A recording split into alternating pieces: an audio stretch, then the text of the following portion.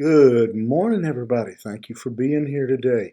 If you will, again, like, share, comment on the post, and then if you would we will be in the last chapter, chapter number 5 of the book of First Thessalonians, in verse number 4 and 5. There, Paul says, "But you are not in darkness, brothers, for that day to surprise you like a thief. For you are all children of light, children of the day.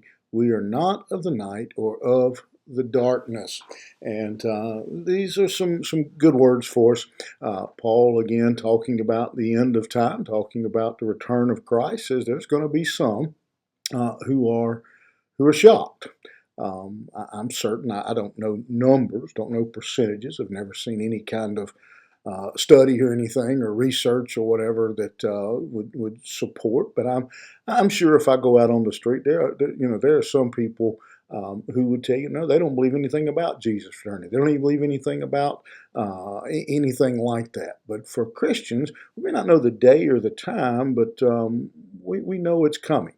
We know it's going to happen, and that he says you shouldn't be uh, surprised by those things. And he says we're not in the darkness. We shouldn't be stumbling along.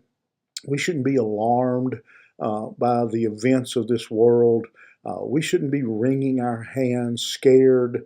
Um, Looking at the news and world events and getting all upset and losing sleep over the things of this world. Christians, when we look at those things, we look at those things with anticipation.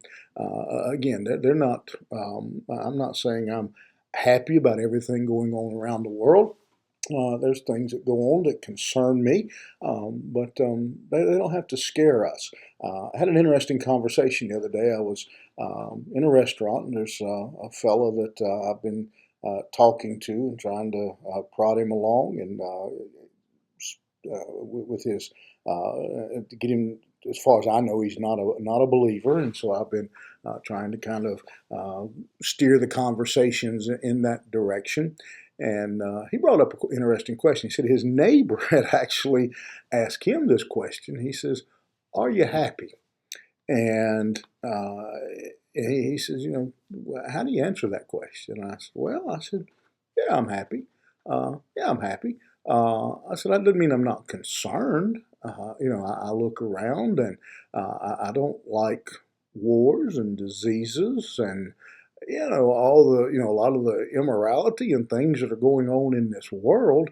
But that doesn't take my happiness from me. That doesn't take our joy from us, because my joy doesn't come from those things. My happiness doesn't come from those things. We are," Paul says, "children of the light."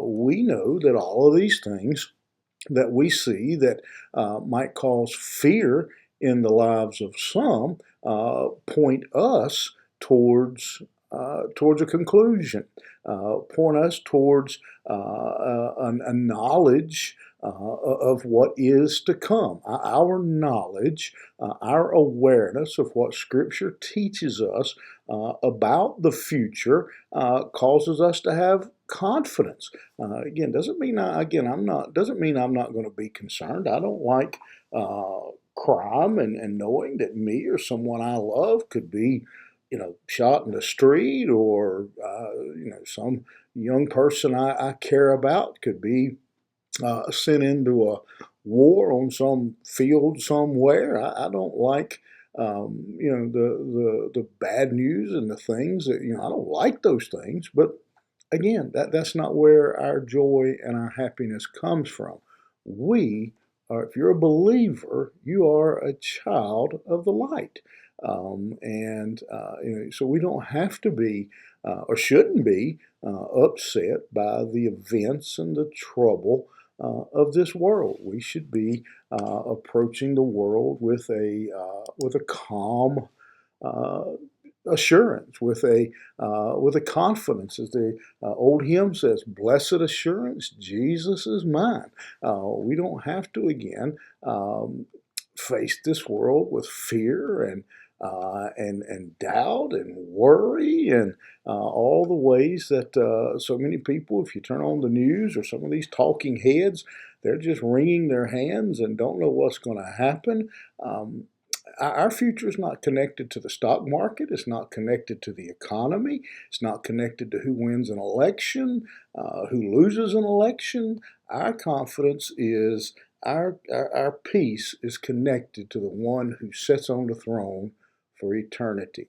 Don't forget that today. You might face something that wants to knock the wind right out of you, but you're not a child of darkness. If you're a believer in Jesus Christ, you are a child of the light. Keep that in mind. You have a great day.